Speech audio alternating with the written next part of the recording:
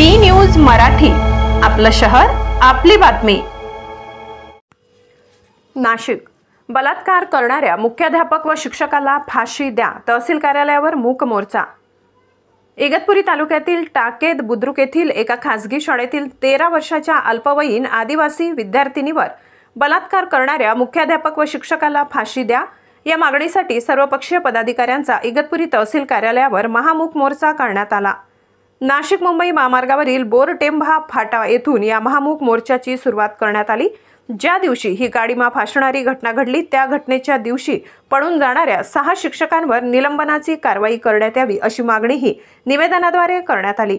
या मोर्चात राष्ट्रीय काँग्रेस, भारतीय जनता पक्ष, शिवसेना, एल्गार कष्टकरी संघटना, वंचित बहुजन रिपाई यांच्यासह मोर्चात पीडित मुलीच्या कुटुंबासहित सर्व आदिवासी संघटना, सकल हिंदू समाज, सर्वपक्षीय सहभागी संघटनेचे पदाधिकारी, कार्यकर्ते सहभागी झाले होते।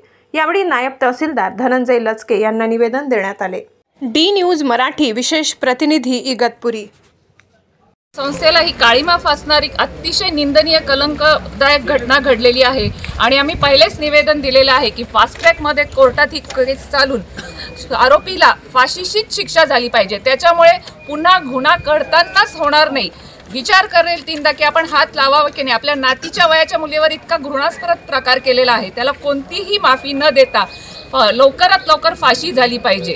नाहीतर आम्ही अतिशय आंदोलन वाढून उपोषणाला सुद्धा बसू। आपलं नाव ताई? पल्लवी शिंदे। निवेदन दिलं तेवढंच। 55-56 वर्षीय मुख्याध्यापक, 13 वर्षीय मुलगी वर त्यांनी जो अत्याचार केला आहे, ज्याचं मन संवेदनशील असेल अशा एकाही माणसाला ही घटना पुसणार नाही। कायदेशीर याचं फास्ट ट्रॅकमध्ये हा खटला तुम्ही चालवला पाहिजे। त्यानंतर पीडित मुलीला शिक्षणाचा संपूर्ण खर्च हा शासनाने केला पाहिजे आणि त्यानंतर तिच्या शिक्षणानंतर शासकीय सेवेमध्ये रुजू करून घ्यायची हमी आज सरकारने दिली पाहिजे। कारण त्या मुलीचा पण रिहॅबिलिटेशन म्हणजे तिचं आयुष्य या घटनेने अतिशय मलिन झालेलं आहे, तर त्याचं रिहॅबिलिटेशन हे सरकारने केलं पाहिजे, हीच आमची विनंती आहे।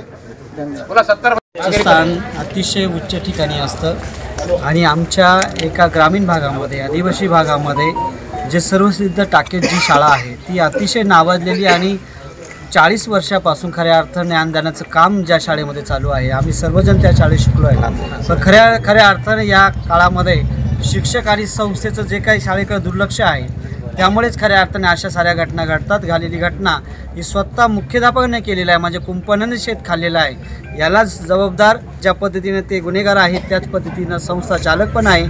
आणि माझी मागणी हीच आहे गृहमंत्र्याला की या संस्था चालक जे आहेत हे फक्त मलिदा खाण्यासारखी संस्था काढतात। तिथल्या शाळेची गुणवत्ता असेल, शाळेची सुरक्षा असेल किंवा त्या शिक्षकाची जी काही मानसिकता असेल हे पडताळण्याचं काम खऱ्या अर्थाने या संस्थेने केलं पाहिजे। म्हणून या संस्थेला सुद्धा बॅकलिस्टेड केलं पाहिजे आणि त्या ठिकाणी दुसऱ्या एका संस्थेला आणून हे ज्ञानदानाचं काम पुढे नेलं पाहिजे आणि या नराधमाला फाशी झाली पाहिजे। या प्रमुख मागणीसाठी आम्ही सर्वजण या ठिकाणी